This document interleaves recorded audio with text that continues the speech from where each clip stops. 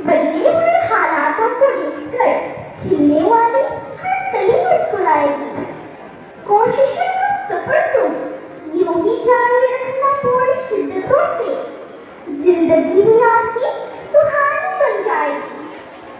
सुप्रभात आदरणीय अतिथि महोदय, निदेशक महोदय, प्राचार्य महोदय और मेरे सहपतिगण, आज मैं आत्रेयी प्रियदर्शिनी आप सभी के सामने एक कविता प्रस्तुत करने जा रही हूँ, जिसका शीर्षक है आत्रेयी कहती है आप सभी से। आत्रेयी कहती है आप सभी से, छोटी सी है जिंदगी, हर पल में खुश रहो।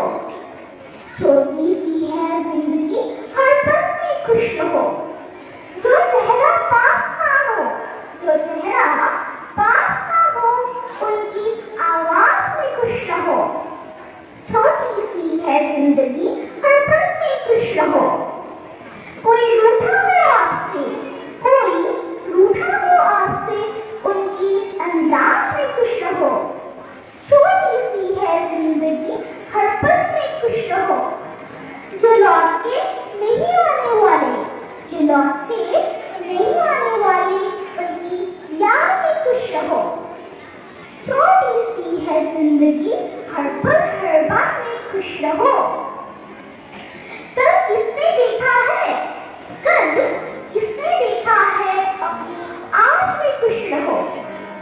आत्रेयी कहती है आप सभी से, छोटी सी है जिंदगी, हर पल